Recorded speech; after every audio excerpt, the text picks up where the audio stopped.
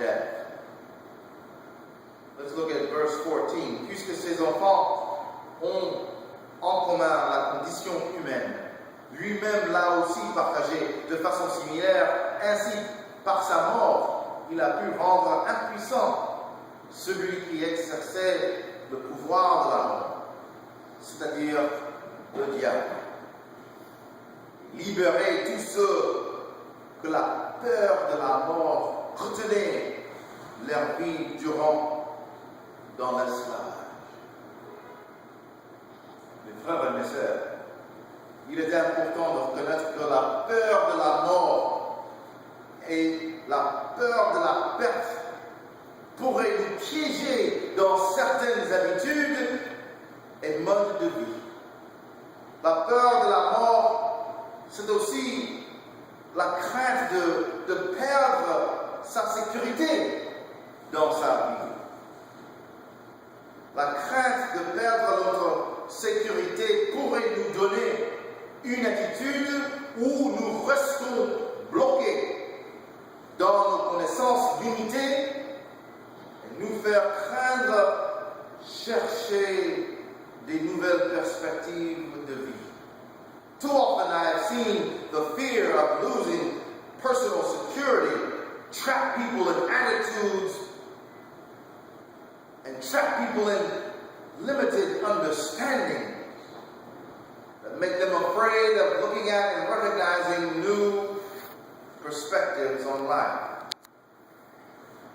Cette crainte de perdre leur sécurité peut faire les gens garder les boulots qui ne leur plaisent pas et ignorer le fait qu'ils ont le talent nécessaire pour faire quelque chose de nouveau s'ils prennent le temps pour se préparer à ça.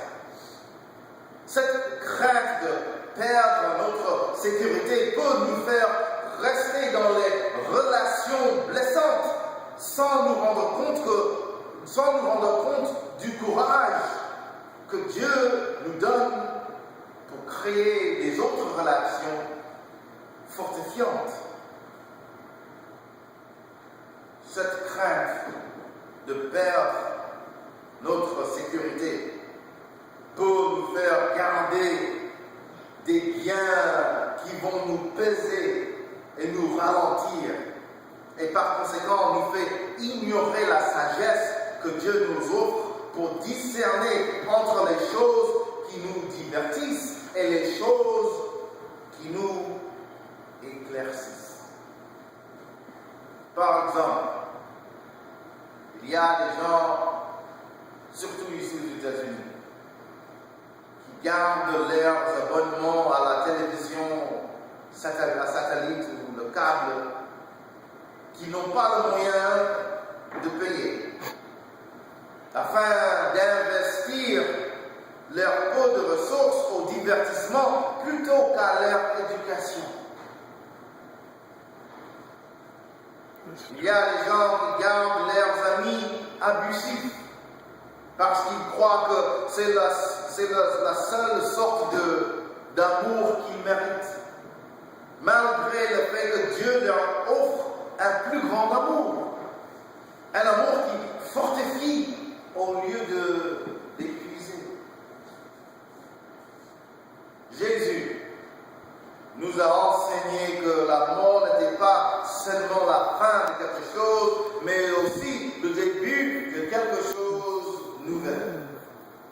En 1 Corinthiens, chapitre 15, Paul dit « Journellement, je vois la mort en face, frère, aussi vrai que je suis fier de vous à cause de l'œuvre de Jésus-Christ, notre Seigneur. » Paul a pu maîtriser ses désirs égoïstes qui lui donnaient de la sécurité pour pouvoir chercher les choses éphémères, afin de pouvoir lutter pour les choses éternelles. Vous savez la différence. Vous connaissez la différence entre ces choses éphémères et ces choses éternelles.